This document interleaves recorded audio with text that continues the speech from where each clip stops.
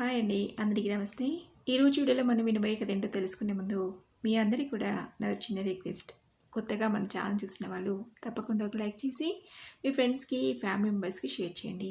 అలాగే ఇలాంటి మేము మంచి మంచి కథలను అనుకుంటే ఛానల్‌ని వెంటనే సబ్స్క్రైబ్ చేసుకొని పక్కనే ఉన్న బెల్ ఐకాన్ని క్లిక్ చేయండి. మరి ఇప్పుడు లేట్ చేయకుండా కథలోకి వెళ్ళిపోదాం. అమ్మ, వచ్చినప్పటి నుంచి చూస్తున్నా. మేము అమెరికా నుండి తిరిగొచ్చినా నీ మొహంలో ఎటువంటి సంతోషం లేదు. పైగా దేని గురించో కంగారు పడుతున్నట్టున్నావు. ఏమైందమ్మా? ఏదైనా సమస్యనా?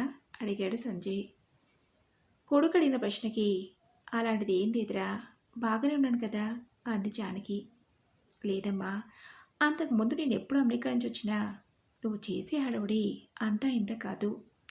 ఫ్లైట్ దిగినప్పటి నుంచి నేను ఇంటికి వచ్చే వరకు కనీసం ఓ 10 సార్లైనా ఫోన్ చేసి నానా సంజయ్ ఎక్కడి దాకా వచ్చావు, ఇంటికి రావడానికి ఇంకెంత సమయం పడుతుంది అడిగేదానివి. అలాంటిది ఈసారి మేము ఇండియాకు వస్తున్నామని ఫోన్ చేసినప్పుడు నీ మాటల్లో ఎటువంటి సంతోషం కనిపించలేదు. పైగా వచ్చినప్పటి నుంచి కూడా ఏదో మొక్కుబడిగా మాతో మాట్లాడ తప్పితే చాలా ముభావంగా ఉంటున్నావు. ఏంటమ్మా, అసలు నీకేమైంది? ఒంట్లో ఏమైనా బాగాలేదా? హాస్పిటల్కి వెళ్దామా అడిగాడు సంజయ్ కంగారుగా. సంజయ్ కంగారు పట్టం గమనించి జానకి, లేదురా, నాకే ఆరోగ్య సమస్య లేదు, నేను బాగానే ఉన్నాను అంది. లేదమ్మా, నువ్వు నా దగ్గర ఏదో దాస్తున్నావు. నేను ఎప్పుడూ ఇలా చూడలేదు.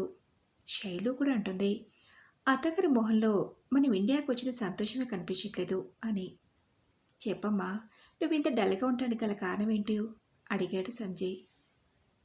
సంజయ్ పదే పదే అట్టంతో దాదాపు 2 రోజులుగా మన అమ్ముల్ని చూడని లేదు. తన దగ్గరుండి ఒక ఫోనే రాలేదు. పోనీ నేను ఫోన్ చేసి మాట్లాడదామంటే అమ్ముల్ ఫోన్ స్విచ్ ఆఫ్ వస్తుంది. తనకి ఏమైందో ఏంటోనని నాకు ఒకటే కంగారుగా అవుతురా. అమ్ముల్ని ఓసారి చూడాలనుంది అడిగింది జానకి. తల్లి మాటలకు సంజయ్, నీ దిగులుకి కారణం అమ్ములా? ఎందుకమ్మా అమ్ముల గురించి అంతలా బాధపడటం? వేరే ఎక్కడైనా పని దొరికితే వెళ్ళుంటుంది. ఇందులో బాధపడటానికి ఏముంది? ఆఫ్టర్ ఆల్ మన ఇంట్లో పనిచేసే అమ్ముల గురించి బాధపడి నీ ఆరోగ్యం పాడు చేసుకుంటావా అడిగాడు సంజయ్. కొడుకు మాటలకు జానకి సంజయ్ అని కోపంగా మొదటిసారి కొడుకును మందలించింది జానకి. ఎందుకమ్మా నాపై అలా కోపడుతున్నావు? నేను అన్న దాంట్లో తప్పే ఉంది అన్నాడు సంజయ్. అందు జానకి, నీ దృష్టిలో అమ్ములు ఆఫ్టర్ ఆల్ కావచ్చు, కానీ నా దృష్టిలో అమ్ములు మన ఇంట్లో మనిషి, అంతకన్నా ఎక్కువే అని చెప్పినా తప్పులేదురా అంటూ కలనీళ్ళు పెట్టుకుంది జానకి. జానకి భర్త రఘురాం ఓ ప్రభుత్వ కళాశాలలో లెక్చరర్గా పనిచేసేవాడు. జానకి రఘురాం దంపతులకు ఒక్కడే సంతానం, పేరు సంజయ్. తమ ఒక్కగానొక్క కొడుకని సంజయ్ని అల్లరిముద్దుగా పెంచి పెద్ద చేశారు. రఘురాంకి తల్లిదండ్రుల నుంచి వచ్చిన ఆస్తితో పాటు తను కూడా ప్రభుత్వ ఉద్యోగం అయిన కారణంగా ఆస్తిపాస్తులకు కొదవలేదు. సంజయ్ చిన్నప్పటి నుంచి చదువులో ఎప్పుడూ చాలా చురుగ్గా ఉండేవాడు. చదువు పట్ల సంజయ్కున్న ఇష్టాన్ని చూసి రఘురాం తన కొడుక్కి ఉన్నత చదువులు అందించాలనుకున్నాడు. సంజయ్ ఇంటర్ పూర్తి చేసి మద్రాస్ ఐఐటిలో ఇంజనీరింగ్ సీట్ సంపాదించాడు. చిన్నప్పటి నుంచి కొడుకుని విడిచి ఒక్క రోజునే ఉన్న జానకి 4 సంవత్సరాల కొడుకుకి దూరంగా ఉండాలని తెలిసి బాధపడింది. తల్లిదండ్రులంటే లేని ప్రేమ, గౌరవ మర్యాదలున్న సంజయ్, అమ్మా 4 సంవత్సరాలు కదా, చూస్తుండగానే గడిచిపోతాయి. అయినా మధ్య మధ్యలో కాలేజీకి సెలవు ఉన్నప్పుడు నేను మన ఇంటికి వచ్చి వెళ్తుంటాను కదా.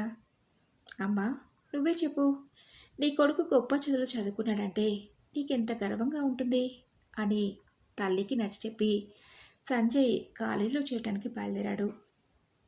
అలా 6 నెలలు గడిచాయి. తన బిడ్డను చూడకుండా ఎప్పుడూ ఇన్ని రోజులు ఉండని జానకి రఘురాం దంపతులు ఓసారి వెళ్ళి కొడుకుని చూసొచ్చారు. మధ్య మధ్యలో కాలేజీకి సెలవు దొరికినప్పుడు సంజయ్ రావటం, కొడుకును చూడాలనిపించి జానకి రఘురాం కనిపించినప్పుడు వాళ్ళు వెళ్ళి చూసి రావటం. అలా చూస్తుండగానే 4 సంవత్సరాలు గడిచిపోయి సంజయ్ది ఇంజనీరింగ్ పూర్తయింది. తమ గారాల పట్టి ఇక తమని విడిచిపెట్టి ఎక్కడికి వెళ్ళని జానకి సంతోషిస్తే సంజయ్ మాత్రం నేను పై చదువులకు అమెరికా వెళ్ళాలనుకుంటున్నాను అన్నాడు. రఘురామ్కి కొడుకు కోరిక న్యాయంగా అనిపించినా జానకినే ఈ 4 సంవత్సరాలు మాకు దూరంగా ఉండి చదివించాలు, ఇంకెక్కడికి వెళ్ళేది లేదని తేల్చి చెప్పడంతో ఈసారి జానకిని ఒప్పించే బాధ్యత రఘురామ్ తీసుకున్నాడు.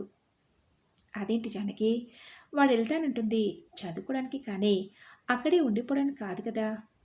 4 సంవత్సరాలు వాడికి ఎలాగో దూరంగా ఉన్నాం. ఇంకో 2 సంవత్సరాలే కదా జానకి, కళ్ళు మూసి తెరిచేలాగా గడిచిపోతాయి అని నచ్చి చెప్పడంతో జానకి ఒప్పుకోక తప్పలేదు.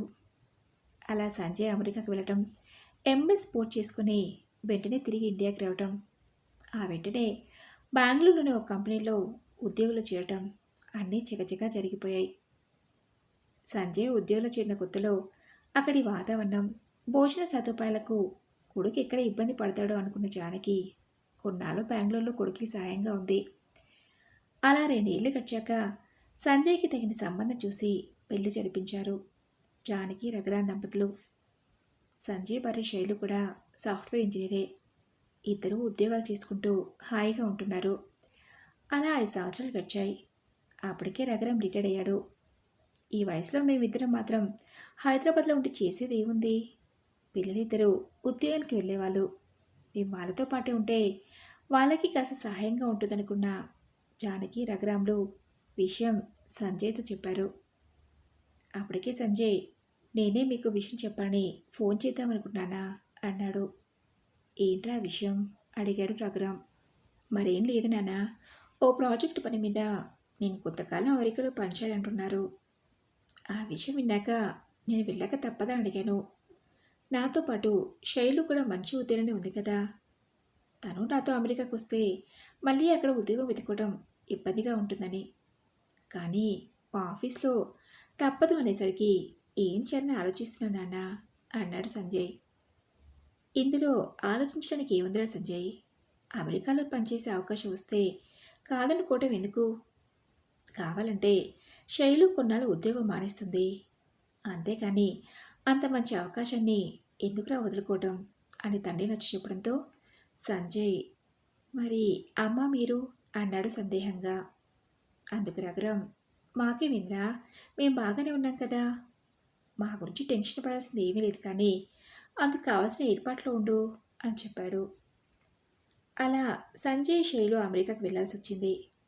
సంజయ్ అమెరికా వెళ్ళిన 2 సంవత్సరాలకి ఓ రోజు జానకి రఘురామ్ తమ బంధువుల ఇంట్లో శుభకార్యానికి వెళ్ళి తిరిగి వస్తుండగా ప్రమాదవశాత్తు వాళ్ళు వస్తున్న కారుకి యాక్సిడెంట్ కావడంతో రఘురామ్ తలకి బలంగా దెబ్బ తగిలింది. వెంటనే హాస్పిటల్లో చేర్పించినా ఫలితం లేకపోయింది. తీవ్ర రక్తస్రావం కావడంతో రఘురామ్ కన్ను మూశాడు. జానకి కాలుకి ఫ్రాక్చర్ అయ్యి నడవలేని పరిస్థితిలో ఉంది. విషయం తెలిసి సంజయ్ వెంటనే అమెరికా నుంచి బయలుదేరి వచ్చాడు. తల్లిదండ్రుల పరిస్థితులు చూసి తట్టుకోలేకపోయాడు. తండ్రి అంత్యక్రియను పూర్తి చేసి తల్లి తన పనులను తాను స్వయంగా చేసుకునే పరిస్థితులు ఉన్న కారణంగా తల్లి కోసం 24 గంటలు కనిపెట్టుకుంటానికి తెలిసిన వాళ్ళ ద్వారా అమ్ముల్ని జానకి సహాయంగా ఉంచాడు. అలా 2 నెలలు గడిచాయి. అప్పటికింకా అమెరికాలో తన పని పూర్తి కాకపోవడంతో తల్లిని వదిలి వెళ్ళటం ఇష్టం లేకున్నా సంజయ్కి అమెరికాకి వెళ్ళక తప్పలేదు. సంజయ్ అమెరికాకి వెళ్ళినా ప్రాణమంతా జానకి మీదే. అమ్మ ఒక్కతే ఎలా ఉందో ఏంటోనని కంగారు పడేవాడు. రోజుకొకసారి ఫోన్ చేసి తల్లితో మాట్లాడి అమ్ములకి అన్ని జాగ్రత్తలు చెప్తుండేవాడు. అమ్ముల పేరుకి జీతం తీసుకునే పని మనిషి అయినా జానకి సొంత మనిషి కన్నా ఎక్కువగా సేవలు చేసేది. కొన్ని సందర్భాల్లో అమ్ములతో తన సొంత పనులను చేయించుకోవడంలో జానకి ఇబ్బంది పడటం చూసి, ఎందుకలా ఇబ్బంది పడుతున్నారమ్మా, నన్ను పనిలో పెట్టుకుందే మీ పనులను చేయటానికి, అలాంటప్పుడు నాతో చేయించుకోవడంలో ఇబ్బంది ఏముంది? నన్ను పరాయిదానిలా కాకుండా మీ సొంత మనిషిలా కాదు నన్ను మీ కన్న బిడ్డే అనుకోండి. అమ్మకి సమస్య వచ్చినప్పుడు కడుపున పుట్ట కూతురు ఈ మాత్రం చేయలేదా అంది అమ్ములు.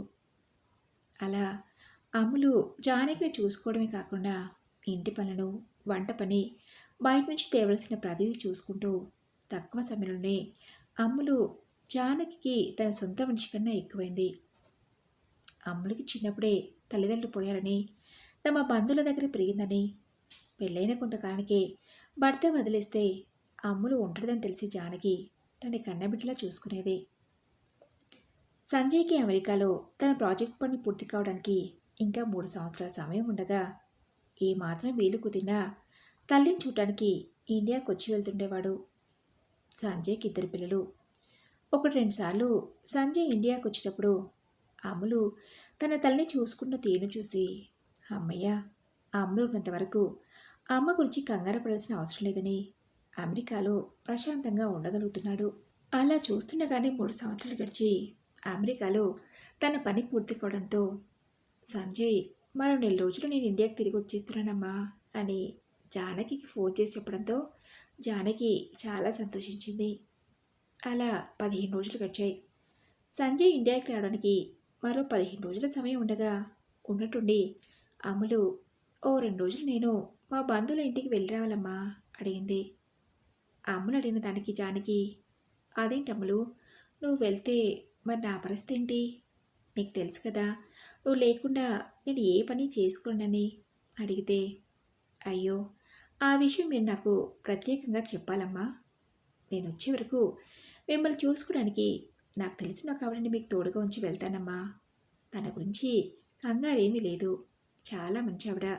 నేను వచ్చే వరకు తను మీకు ఏ ఇబ్బంది లేకుండా చూసుకుంటుంది అని చెప్పింది అమ్ములు. అంతలా అడుగుతుందంటే ఏదో అత్యవసరమైన పనేమో అనుకుని జానకి అమ్ములు చేతి ఖర్చులకు కొంత డబ్బునిచ్చి వెళ్ళమని చెప్పింది. 2 రోజుల్లో వస్తానని చెప్పిన అమ్ములు వారం గడిచినా రాలేదు. తన స్థానంలో ఉంచి వెళ్ళిన ఆవిడని అడిగితే, నాతో కూడా 2 రోజుల్లో వస్తానని చెప్పిందమ్మా అంది. వారం తర్వాత సంజయ్ భార్య పిల్లలతో అమెరికా వచ్చాడు. అమ్ములు వెళ్ళి అప్పటికే 15 రోజులు కావడంతో తన నుంచి ఎలాంటి కబురు లేకపోవడంతో అమ్ములకి ఏమైందో ఏంటోనని జానకి ఒకటే కంగారుగా ఉంది. తన అమెరికా నుంచి వచ్చిన దగ్గర నుంచి తల్లి ముభావంగా ఉండడం గమనించి సంజయ్ విషయం ఏంటి అడిగితే కొడుకుతో జరిగిందంతా చెప్పి బాధపడింది జానకి. తల్లి చెప్పిందంతా విన్నాక అమ్ములు మంచితనం గురించి తెలుసుకొని తనని ఆఫ్టర్ ఆల్ పని మనిషి అయినందుకు క్షమాపణ కోరి, నువ్వేం కంగారు పడకమ్మా, అమ్ములకి ఏమైందో నేను తెలుసుకుంటాను, సరేనా అన్నాడు సంజయ్. కొడుకు మాటలకి జానకి మనసు కాస్త తేలికపడింది. ఆ మరుసటి రోజే సంజయ్ అమ్ముల ఇంటి అడ్రస్ కనుక్కొని తన పనిలోకి ఎందుకు రావట్లేదో కనుక్కుందామని వెళ్ళాడు. సంజయ్ వెళ్ళిన సమయానికి అమ్ముల ఇంటికి తాళం వేసి ఉండటం గమనించి ఇరుగు పొరుగు అని అడిగితే అమ్ములకి ఆరోగ్యం బాగట్లేదని హాస్పిటల్లో ఉందని చెప్పారు. విషయం అమ్మకి చెప్తే కంగారు పడుతుందని నేరుగా సంజయ్ హాస్పిటల్కి వెళ్ళేసరికి అమ్ములు హాస్పిటల్ బెడ్పై పడుకొని కనిపించింది. 2 రోజుల్లో వస్తానని చెప్పి వెళ్ళిన దానివి ఇన్ని రోజులైనా రాకపోయేసరికి అమ్మ నీ గురించి కంగారు పడుతుంది. అసలు ఏమైంది అమ్ములు, ఒంట్లో బాగలేదా అడిగాడు సంజయ్. అందుకు అమ్ములు, ఒంట్లో నీరసంగా అనిపిస్తే హాస్పిటల్లో చూపించుకున్నాను. కిడ్నీలో ఏదో ఇన్ఫెక్షన్ వచ్చిందని కొంతకాలం హాస్పిటల్లో ఉండాలన్నారు. అమ్మగారికి చెప్తే కంగారు పడుతుందని విషయం చెప్పలేదు. నయం కాగానే పనిలోకి వచ్చేస్తాను, మీరు వెళ్ళండి సంజయ్ బాబు అంది అమ్ములు. అమ్ములు బెడ్ మీద ఉన్న రిపోర్ట్స్ ఫైల్ని చూసి తనకేదో అనుమానంగా అనిపిస్తే డాక్టర్ని అడిగాడు సంజయ్ అమ్ముల కండిషన్ ఏంటి అని. అందుకు అమ్ముల్ని ట్రీట్ చేస్తున్న డాక్టర్, మీరు ఆవిడకి ఏమవుతారు, తనకి ఎవరూ లేరని చెప్పిందే అడిగాడు. తను చాలా కాలంగా మా ఇంట్లోనే పనిచేస్తుందండి, ఉన్నటువంటి పనిలోకి రావడం మానేస్తేను అన్నాడు సంజయ్. ఇన్ఫెక్షన్ వచ్చి అమ్ములు ఒక కిడ్నీ పూర్తిగా పాడైపోయింది. ఆపరేషన్ చేసి దాన్ని తొలగించాలి, అందుకు ఖర్చు అవుతుంది. తనకి ఎవరూ లేరంటేనూ ఉచితంగా ఆపరేషన్ కోసం ఇక్కడికి దగ్గరలో ఉన్న హాస్పిటల్కి రిఫర్ చేద్దామనుకుంటున్నాం అని చెప్పాడు డాక్టర్. ఒక కిడ్నీ పాడైందంటే అమ్ముల పరిస్థితి ఇప్పుడు ఎలా అడిగాడు సంజయ్.